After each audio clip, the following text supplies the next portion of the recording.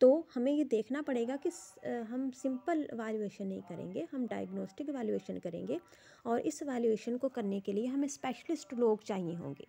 हमें साइकोलॉजिस्ट की ज़रूरत पड़ सकती है, हमें एजुकेशनिस्ट की ज़रूरत पड़ सकती है, और हो सकता है कुछ हम मेडिकल भी रिकमेंड कर सकते हैं। यानी कि ये हाईली स्पेशलाइज्ड प्रोसीजर है।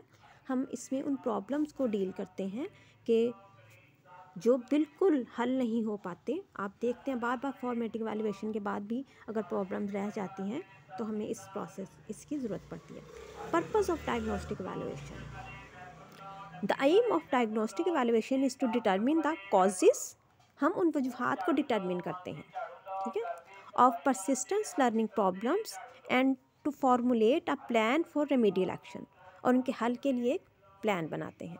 डायग्नोस्टिक वैल्यूएशन में हम उन तमाम कॉजेज़ को डिटरमिन करते हैं, उनकी निशानदही करते हैं, उन तमाम वजूहात को देखने की कोशिश करते हैं जो उस नाकामी के पीछे हैं, जो तालिब इल्म को मुसलसल नाकाम कर रहा है, और फिर उसके लिए हम एक रेमेडियल एक्शन प्लान बनाते हैं। हम उसके लिए एक बाकायदा अलग से कुछ तरीक़ेकार इख्तियार करने की कोशिश करते हैं जिसकी वजह से उस नाकामियों को ख़त्म किया जा सके। The next is summative evaluation. It is a type of evaluation usually given at the end of a course or unit. Summative evaluation, course के एंड पर हम जो एवैल्यूएशन करते हैं वो हमारी समेटिव एवैल्यूएशन कहलाती है। पर्पस ऑफ समेटिव एवैल्यूएशन, हम समेटिव एवैल्यूएशन किस लिए करते हैं, क्या पर्पस होता है हमारा समेटिव एवैल्यूएशन करने का? To determine the extent to which the instructional objectives have been met.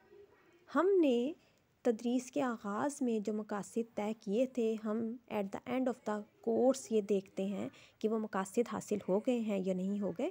हम उसको समेटिव एवैल्यूएशन में चेक करते हैं। To certify student mastery of the intended outcomes and used for assigning grades assign करने के लिए हम इस एवैल्यूएशन को इस्तेमाल करते हैं।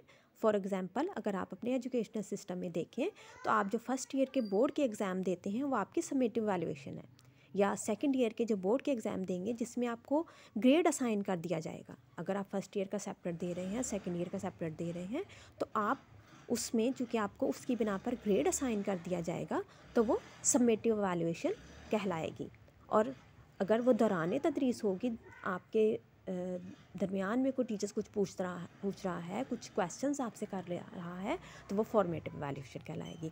और at the end of the course हम जब देखेंगे कि हाँ हमने ओवरऑल देख लेना है किस बच्चे ने किस लेवल तक गेन किया है, हम उस बिना पर उसको ग्रेड असाइन कर देते हैं और वो समेटिव एवैल्यूएशन कहलाएगी।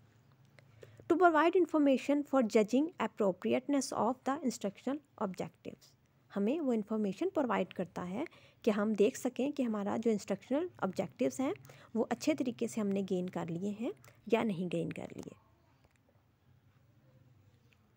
To determine the effectiveness of instruction, effectiveness देखते हैं कितनी मियारी है हमारा वो प्रोग्राम जिसको हमने चलाया है उस ख़ास मकसद के लिए जिसको हम अचीव करना चाहते हैं।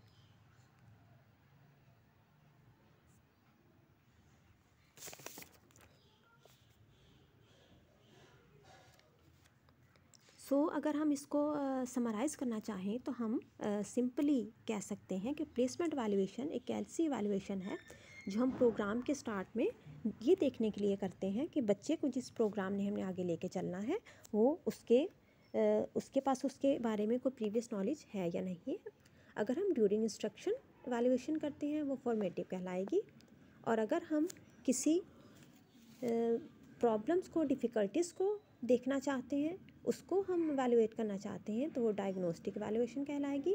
और at the end of the course अगर हम ये देखें कि हम इस बिना पर बच्चे को ग्रेड असाइन कर सकते हैं या क्या ग्रेड होना चाहिए, या at the end of the instruction जो हम एवेलुएशन करेंगे वो समेटिव एवेलुएशन कहलाएगी। Thanks for listening.